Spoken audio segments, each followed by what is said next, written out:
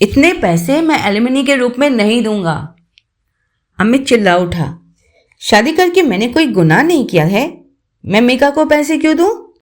वह अष्टमी के दिन मायके गई और फिर कभी लौट कर नहीं आई। अब कह रही है कि मैंने शादी के बाद से उस पर अत्याचार किया है। वह रही ही है कितने दिन इस घर में? उतने से दिनों में मैं क्या अत्याचार करूंगा? अरेंज मैरिज करना ही मेरी सबसे बड़ी भूल थी। माँ ने कहा और मैं राजी हो गया। मुझे तो लगता है ये सिर्फ मुझसे पैसे ऐंठने की चाल है। यकीनन मेघा का कोई बॉयफ्रेंड है। दोनों ने मिलकर यह प्लान बनाया है।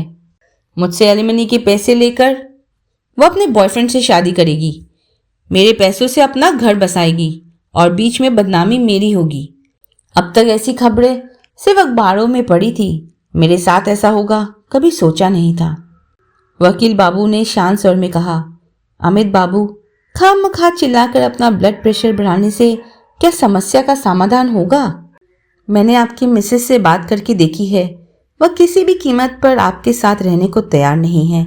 ऐसे में तलाक ही एकमात्र रास्ता है। जबरदस्ती तो संसार नहीं चलता। अगर आप सीधे सीधे एलिमनी के पैसे नहीं देना चाहते तो मुकदमे में जाइए। सालों साल केस चलेगा, तारीखें पड़ेंगी, आपको कोर्ट में हाजिरी देनी होगी, समय और पैसा दोनों बहुत बर्बाद होंगे।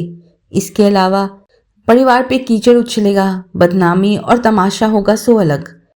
बेहतर होगा कि आप हर पहलू पर ठंडे दिमाग से सोच समझ कर फैसला लें, जल्दबाजी ना करें। घर पे सबसे बात कीजिए, उनकी राय सुनिए। बातचीत से मुझे जितना समझ आया है, आपकी पत्नी भी कोर्ट के चक्कर काटने की इच्छुक नहीं है।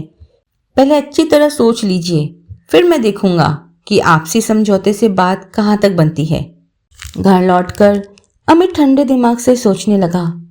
इतने सालों तक कॉर्पोरेट की दुनिया में रहकर भी एक लव मैरिज न कर पाने का उसे आज गहरा अफसोस हो रहा था। स्कूल के दिनों से ही लड़कियां उसे पसंद करती थी। कॉलेज और ऑफिस में भी कुछ ने सीधे सीधे अपनी भावनाएं जाहिर की थी। जाने क्यों उसने जीवन साथी चुनने का जिम्मा माता पिता पर छोड़ दिया। सब किस्मत का खेल है, वरना आज ये दिन क्यों देखना पड़ता।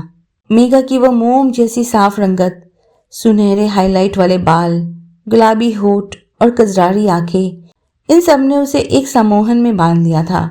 उसने एक बार भी नहीं सोचा कि इतनी सुंदर लड़की कभी किसी के प्यार में नहीं पड़ी। क्या ये मुमकिन है? दरअसल वह रूप का मायाजाल था और उसी जाल में वह फंस गया था। अमित के माता पिता दोनों गहरे दुख में डूबे थे। घर का कामकाज किसी रोबोट की तरह चल रहा था। किसी के चेहरे पर ना कोई बात थी, ना मुस्कान। देखकर लगता था कि एक हंसता खेलता परिवार अचानक आए किसी बड़े सदमे से गूंगा हो गया है।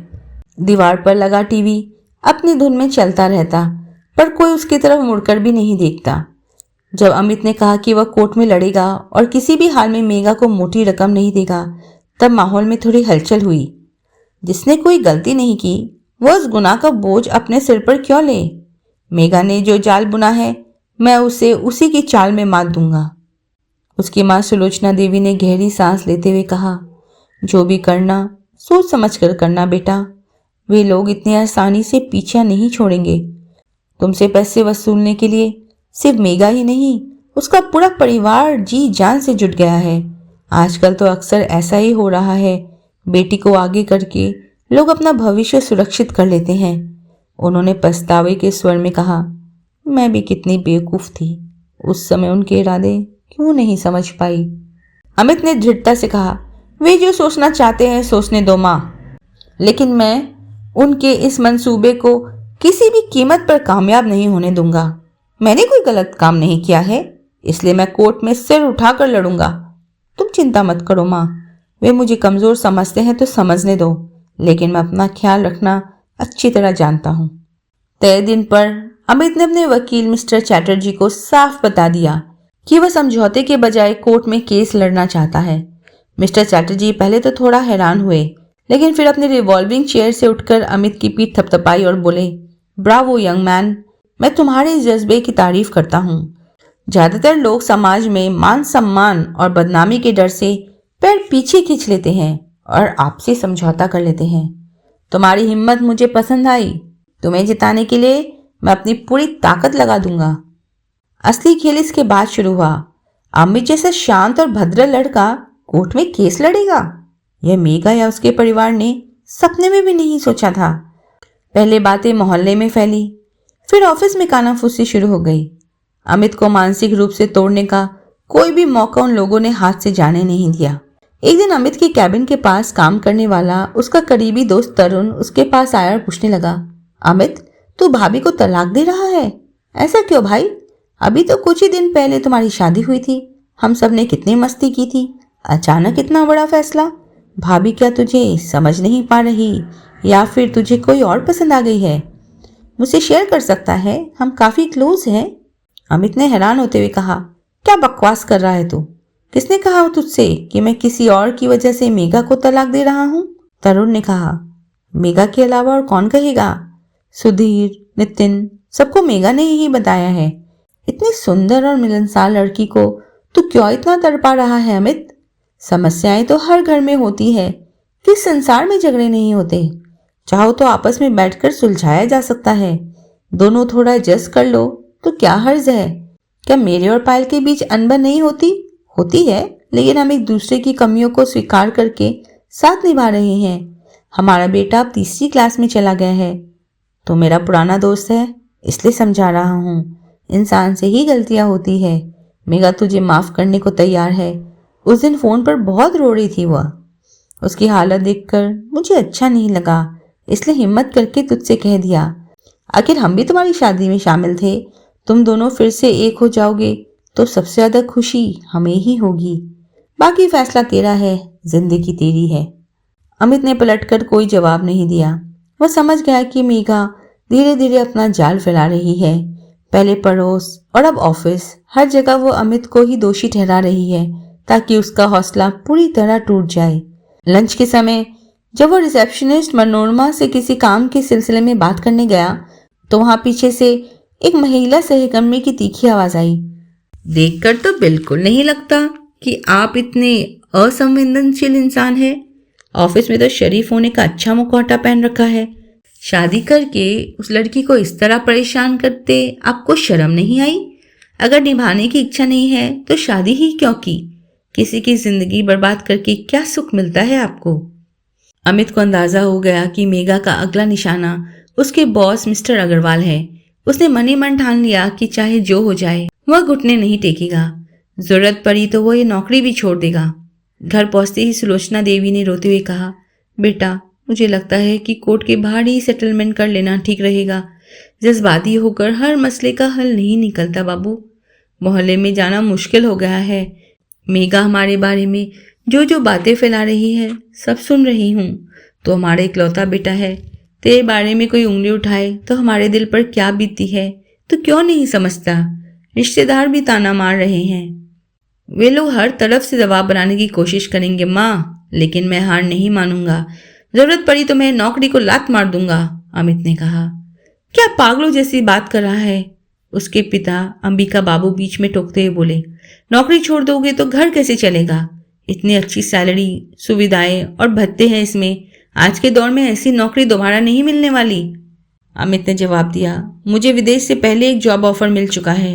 $, में सैलरी है और रहने के लिए अच्छा बंगला भी मिलेगा।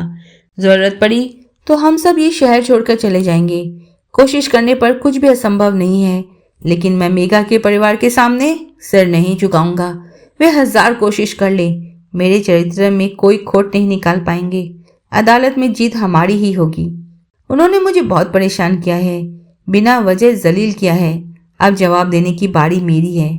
माँ, तुम्हें याद है तुमने मुझे बचपन में कविता पढ़ाई थी, न्याय के पथ पर जो डिगे नहीं, अधर्म के आगे जो झुके नहीं, सत्य की आंच में तपे जो, जीत अतंत उसी की हो। वही हुआ जिसका डर था। अगले दिन ऑफिस पहुंचते ही अमित को बॉस मिस्टर अग्रवाल के कैबिन में बुलाया गया। अमित ने बॉस के सवालों का सीधा और सपाट जवाब दिया। उसने साफ कह दिया कि वह काम से समझौता नहीं करेगा, लेकिन अपने निजी और पारिवारिक मामलों पर ऑफिस में कोई चर्चा नहीं चाहता। उसका इस सख्त और अडिग रवैया देखकर बॉस ने भी बात को आगे बढ़ाना ठीक नहीं समझा। अमित जानता था कि जब मेघा के सारे पैतरे नाकाम हो जाएंगे तो वह घबरा जाएगी और उसका सीधा फोन आएगा। हुआ भी बिल्कुल ऐसा ही। रात 10:30 बजे के करीब एक अनजान नंबर से कॉल आया। नंबर भले ही नया था, लेकिन उस आवाज़ को अमित बहुत अच्छी तरह पहचानता था। अमित ने शांत आवाज में कहा, मैं सोच ही रहा था कि तुम खुद कब फ़ोन करोगी। बोलो क्या चाहती हो। बिना किसी भूमिका के मेघा तीखे स्वर में बोली, तुम तलाक के पेपर्स में दस्तखत क्यों नहीं कर रही हो अमित? मैं साफ कह चुकी हूँ कि तुम्हारे साथ रहना तो दूर, मैं एक छत के नीचे भी सांस नहीं ले सकती। मुझे तुम्हारा घर, तुम्हारे माता पिता और तुम्हारी लाइफस्टाइल कुछ भी पसंद नहीं है।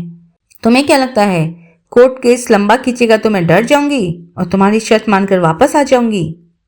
अमित ने दो टुक जवाब दिया, मैं कुछ नहीं सोच रहा हूँ, सिर्फ एक बात जानता हूँ, जिस बात में मेरी कोई गलती नहीं है उसका इल्ज़ाम मैं अपने सर नहीं लूंगा। जब तुम्हें साथ रहना ही नहीं था तो शादी का नाटक क्यों किया? मेरे और मेरे परिवार पर झूठे आरोप क्यों लगाए? मैंने शादी के लिए तुम पर कोई दबाव नहीं डाला था। अमित की आवाज़ में अब मेघा के लिए ना तो कोई शिकायत थी ना कोई पुरानी भावना।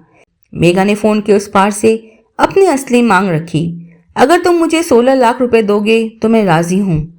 अब फैसला तुम्हारे हाथ में है कि तुम कोर्ट के चक्कर काटना चाहते हो या तुरंत इस झंझट को खत्म करना चाहते हो। अमित धीरे से मुस्कुराया। उसने गहरी सांस ली और कहा, मेघा, तुम्हें क्या लगता है कि जो तुम ऑफिस और मोहल्ले में कहानियां सुना रही थी उससे मैं डर जाऊंगा? शायद तुम्हें अंदाजा नहीं है कि ऑफिस की हर बात, तरुण से तुम्हारी बातचीत और जो अफवाहें तुम फैला रही हो, उन सब के पुख्ता सबूत मेरे पास डिजिटल रिकॉर्ड के रूप में मौजूद है। अदालत भावनाओं पर नहीं, सबूतों पर चलती है। फोन की दूसरी तरफ अचानक सन्नाटा छा गया। मेघा की सांसें भारी होने लगी। अमित ने अपनी बात जारी रखते हुए कहा, शादी के वक्त मैंने कोई दहेज नहीं लिया था और अब तुम ब्लैकमेल करके जो 16 लाख रुपए वसूलना चाहती हो उसके लिए मैं तुम्हें एक फूटी कौड़ी भी नहीं दूंगा। परसों कोर्ट में मामला पेश होगा। मैं कोई आपसी समझौता नहीं कर रहा। मैं कोर्ट में जाऊंगा और जजों के सामने तुम्हारी साजिश का सच रखूंगा। तुम मुकदमे के लिए पूरी तरह तैयार रहना मेघा। मैं केस सिर्फ जीतूंगा नहीं बल्कि समाज के सामने एक मिसाल कायम करूंगा कि कानून का फायदा उठाकर किसी बेगुनाह को फंसाया नहीं जा सकता। मेघा ने घबराकर कुछ कहने की कोशिश की, अमित तुम? पर अमित ने उसकी बात पूरी होने से पहले ही फोन काट दिया। कमरे में फैले अंधेरे के बीच अमित ने खिड़की के बाहर देखा। हवा का एक ठंडा झोंका उसके चेहरे को छूकर गुजरा। आज उसके दिल का सारा बोझ उतर चुका था। उसकी आंखों में आंसू नहीं बल्कि अपनी सच्चाई और स्वाभिमान की एक चमक थी। अमित जानता था कि यह कानूनी लड़ाई लंबी हो सकती है, लेकिन जब भीतर का संकल्प अडिग हो तो जीत तय होती है। उसने मुस्कुराते हुए चैन की सांस ली। उसकी जिंदगी एक नई और सम्मानजनक सुबह की शुरुआत हो चुकी थी। दोस्तों, कैसी लगी ये कहानी?